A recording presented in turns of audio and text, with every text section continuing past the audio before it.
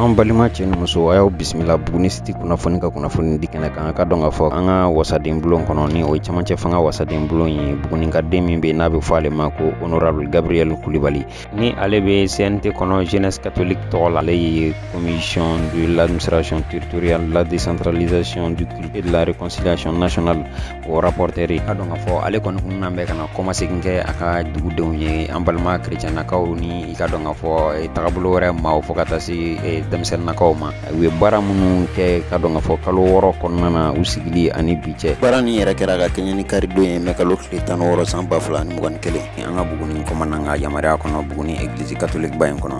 Comme on dit, il est censé ignorer la loi.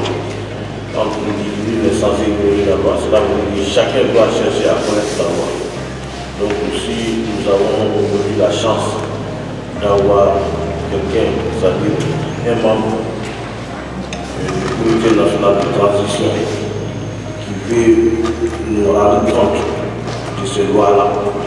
vraiment santé qui fait le bien. Gabriel kɔni y'a yira k'a fɔ ko olu ka kalo 6 baara kɔnɔna na sariyaden minnu tun b'u bolo n'o tun kan ka labaara o bɛnna sariyaden 37 ma nka u ye min lawaleya ko bɛnna 28 ɲɔgɔn bɔ ɲɔgɔn ma a kɔni a ye hakilina caman falen ni maaw ye ka dɔn ka fɔ maaw yɛrɛ fana ye hakilina caman di Gabriel ma maa caman y'a yira k'a fɔ ko Gabriel ka nin baara kɛlen kɔni hali n'a sɔrɔla ni sariyaw y'a ko fɔ Gabriel kɔni y'a kɛ cogoya min na olu kɔni b'o fɛ kosɛbɛ kosɛbɛ.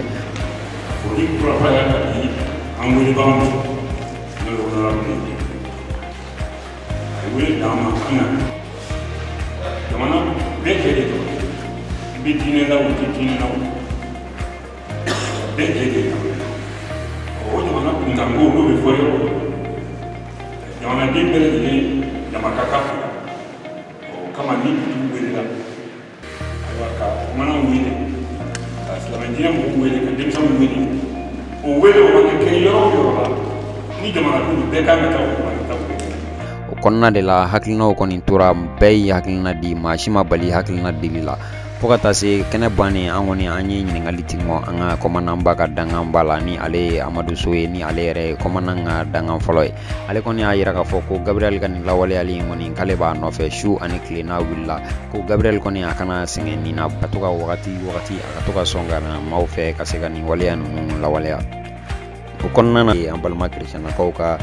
diinɛ ɲɛmɔgɔba dɔ ye ale fana y'a yira k'a fɔ ko Gabriel ka nin baara kɛlen kɔni bɛ ladiriya taamasiyɛn de yira k'ale kɔni b'a yira Gabriel la a kana décourager nin na fiyewu barisa ale nisɔndiyara ka sababu kɛ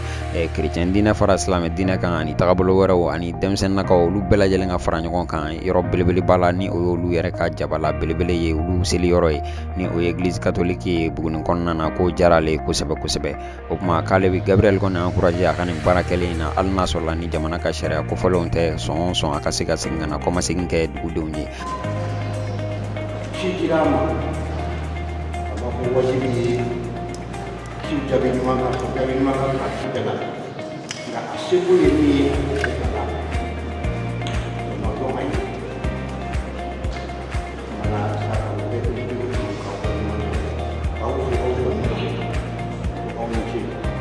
Buguni City, la case qui saigne.